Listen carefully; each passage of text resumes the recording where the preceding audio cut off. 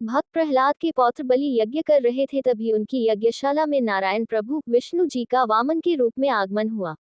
वामन बलि के द्वार पर खड़े होकर दान की याचना करने लगे।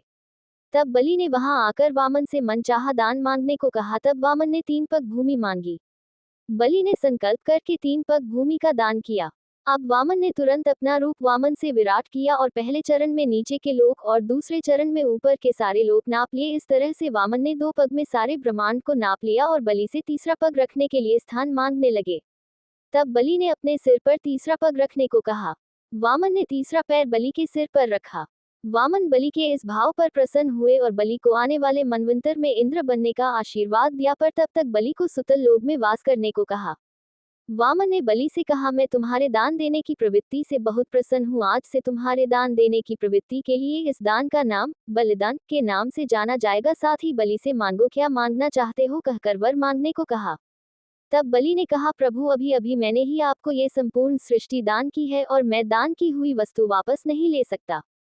हे प्रभु, आप अगर मुझे कुछ देना ही चाहते हो तो मैं आपसे आपको ही मांगता हूँ।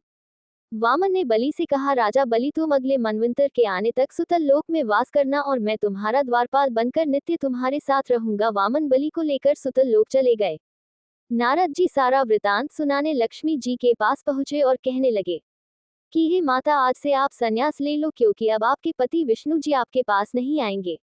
लक्ष्मी जी नारद जी की रहस्यमयी बातों को सुनकर नारद से कहा कि स्पष्ट बात कीजिए। तब नारद जी ने लक्ष्मी जी को सारा वृतांत सुनाया और कहा कि अब से वे राजा बलि के यहाँ द्वारपाल हैं।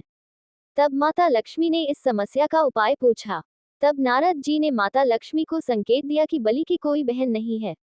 माता लक्ष्मी नारद जी के संकेत को समझ गई और सुतल लोक में राजा बलि के पास एक सामान्य स्त्री का रूप धारण कर पहुंच गई। राजा बलि ने देखा कि एक स्त्री हमारे द्वार पर कुछ मांगने आई है और उस स्त्री से पूछा कि आपको क्या चाहिए, निसंकोच कहिए। तब माता लक्ष्मी ने कहा कि मेरे कोई भाई नहीं है, मुझे भी अन्य स्त्रियों की भांति अपने मायके जाने की इच्छा होती है, पर मैं कहाँ जाऊं, और रोने लगी। तब बलि ने कहा, मेरी कोई बहन नहीं है, तो आज से हम दोनों भाई बहन हुए। तभी माता लक्ष्मी ने बलि को रक्षा सूत्र बांधा और बलि ने अपनी बहन स्वीकार किया और कुछ मांगने को कहा। तब माता लक्ष्मी ने कहा, भैया, मेरे पास किसी बात की कमी नहीं है, बस तुम अपने द्वार पर खड़े इस द्वारपाल को मुक्त कर दो। तब राजा बलि ने माता लक्ष्मी से पूछा कि बहन, तुम इस द्वारपाल को मुक्त क्यों करवाना चाहती हो। तब भगवान लक्ष्मी नारायण चतुर्भुज रूप में प्रकट हो गए। राजा बलि ने जब ये बात जानी कि उन्होंने जिसे अपनी बहन बनाया है वो साक्षात माता लक्ष्मी है, तब वो माता लक्ष्मी से क्षमा मांगने लगे। तब माता लक्ष्मी ने कहा कि इसमें आपका कोई दोष नहीं है, मैं ही यहाँ अपने पति को वापस ले जाने आई थी। फिर माता लक्ष्मी अपने पति को बलि से मुक्त कराकर बैकुंठ ले गई। जहाँ नारायण होते हैं वहाँ लक्ष्मी स्वयं ही चलकर आ जाती है। यानी परोपकारी अथवा दान देने वाले नारायण राजा बलि के घर में थे, के घर लक्ष्मी जी नारायण के साथ आती है, उन्हीं को सुखी करती है। जहाँ नारायण की सेवा होती है वहाँ लक्ष्मी बिना आमंत्रण के आ जाती है।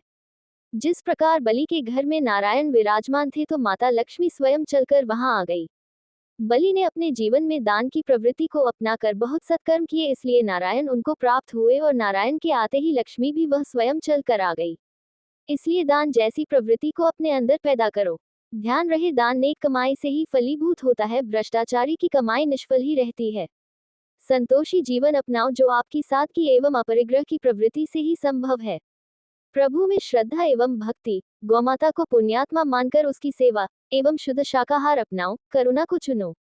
एक सत्कर्म पूरा हो तो दूसरा सत्कर्म करो, दूसरा पूरा हो तो तीसरा करो। जो हमेशा सत्कर्म करते हैं लक्ष्मी नारायण उन्हीं को प्राप्त होते हैं।